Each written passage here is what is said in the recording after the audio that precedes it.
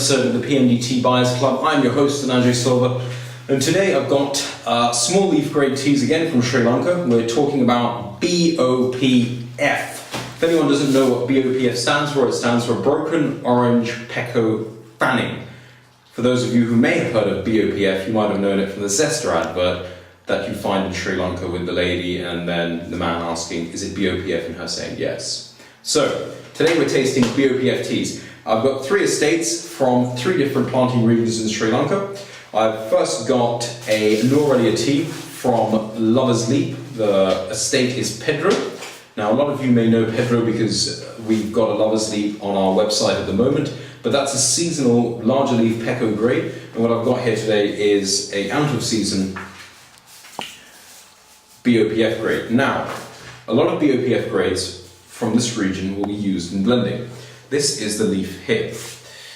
It is a lot smaller than the BOP. Now BOPF sits between, it's smaller than BOP but larger than Dust 1. So this is the grade here. It comes off my hand like silk, you know, but one thing I don't like about this leaf is there is a bit of fibre that you can see in it, which is not too appealing to me. Let's have a quick sniff of this tea.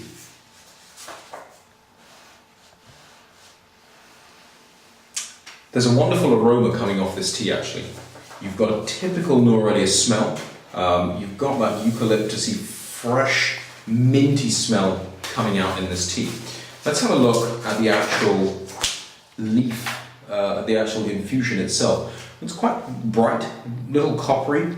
The infusion is darker than previous Lover's Leaps or Mahagostura teas that you've seen, especially the one from what we have on the website. It's a lot darker, a lot reminiscent almost of a Dimula or an Uva BOPF. And that's partly due to the fact that the leaf size is so small. Let's have a look at the actual cup colour itself. Now, this is a very thick cup. It's almost orangey in colour and doesn't have that light greenish hint that you usually see in some of the larger leaf Lover's Leap teas. This tells me that it's going to be quite thick. Now, I've described Lover's Leap teas, the smaller ones, smaller grades, to be almost like a venomous snake. And I have a feeling that this tea will taste a lot like that. Let's have a taste of this.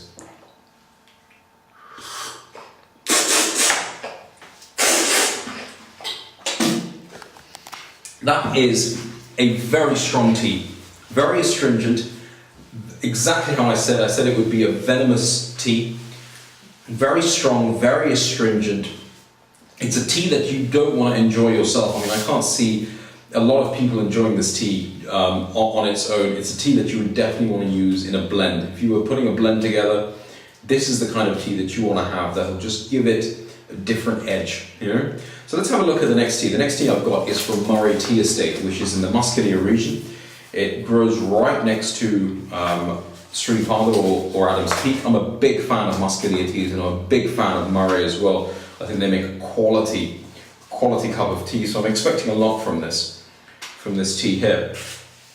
Well, the leaf comes off the hand like silk. It's not grainy.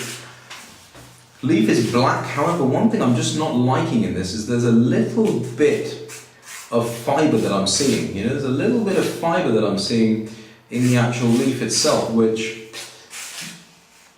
I would prefer for it not to be there, you know. Let's have a smell of this tea.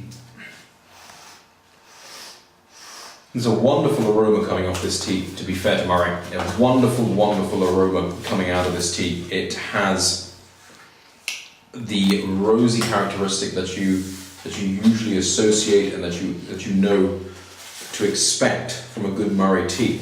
So let's have a look at the actual infusion itself. Well, what have we got here? It's not as bright as it could be. You know, it doesn't have that coppery colour that you would want to have in a tea, you know. Let's have a look at the actual cup itself. Now, the cup colour is very thick, very red, almost brownish looking, dark, deep burgundy colour there. You know it's going to be bold, you know it's going to be brisk, and you know it's going to be very strong when you taste it. Let's have a taste of this tea.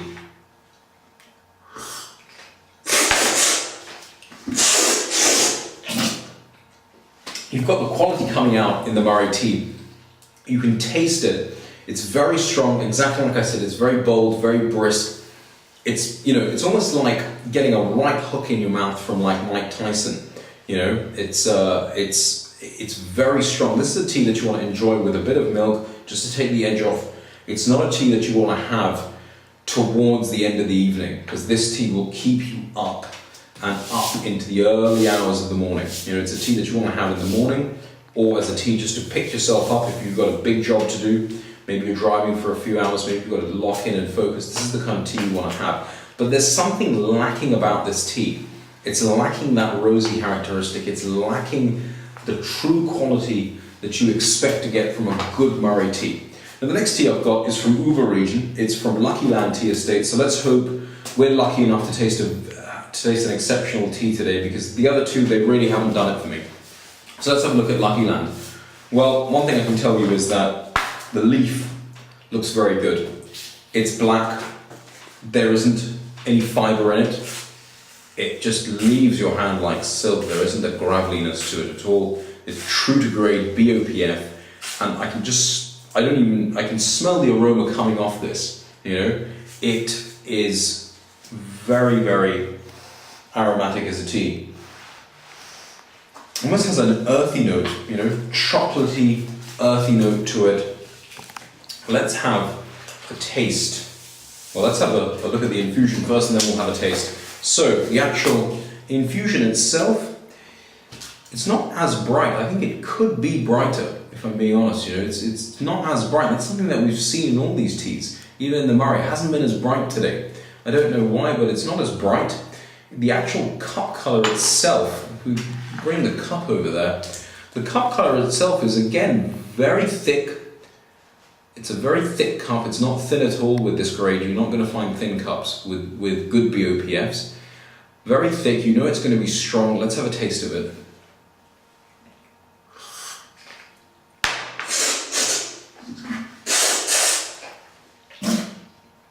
Yeah, it's thick. It's strong.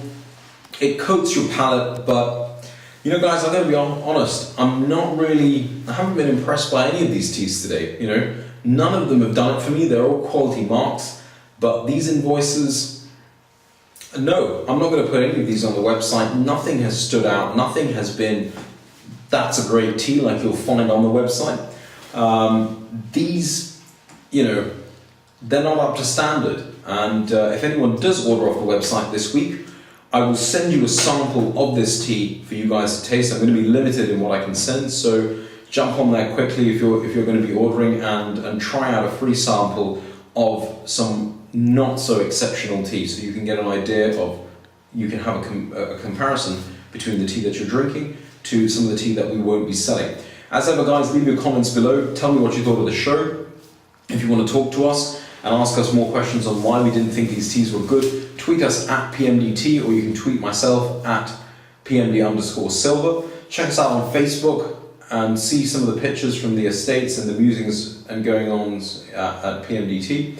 And tune in for another episode of the Buyers Club. As ever, happy sipping, and I'll see you guys soon.